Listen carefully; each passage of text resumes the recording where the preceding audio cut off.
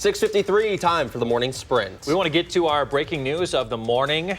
Governor Evers proposing an expensive plan to keep the Brewers in Wisconsin. In the executive budget, the state would give the Brewers nearly $300 million for repairs to American Family Field. The stadium is just 22 years old, but the team says the building needs a lot of work.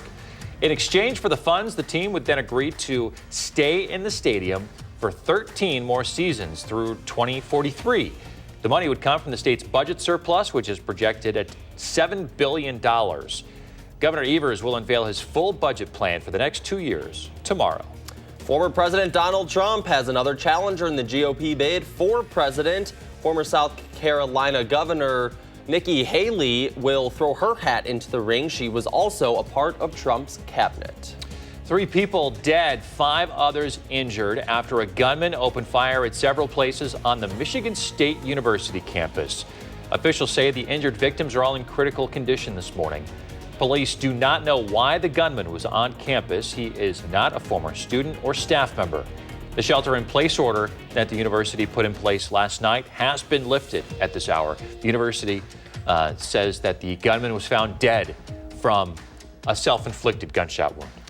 4 flying objects have been shot down over North America in the last week, and for the first time in U.S. history, U.S. warplanes have shot down aircrafts over or near the United States. Government officials say the objects are not a threat to those on the ground, but do pose a threat to air travel. Some experts are saying the flying objects are being discovered because America is tightening up its airspace. In New York City, 1 person dead, multiple injured after a suspect ran them down with a U-Haul truck yesterday morning. Come take a look at the surveillance video.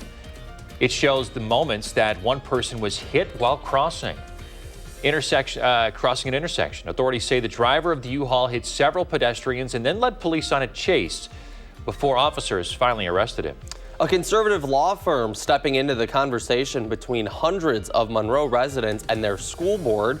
It all centers on an $88 million school referendum from last fall. The conservative law firm Wisconsin Institute for Law and Liberty is asking for the district to call a second special referendum and then abide by that instead of last fall's referendum.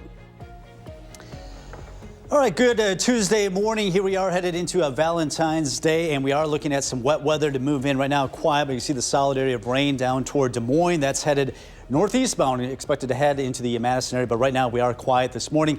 A breeze picking up out of the south. That'll be up there, picking up at 15 to 25 miles per hour later this afternoon as temperatures warm through the 30s. Morning should be dry. It won't be until the early to mid-afternoon hours. Then we got steady rain into the evening. This is going to be about 6 hours of pretty steady rain, but we'll be on the mild side throughout the evening hours. So if you're planning your day, if you have any things to do them outside this morning because it will get pretty wet by the mid to late afternoon hours. Temperatures in the upper 40s, going to be windy right into the evening. First warn forecast tomorrow, maybe a shower or 2 in the morning, mainly dry. Our snow moves in, it looks like Wednesday night into Thursday. We'll have an update today at noon.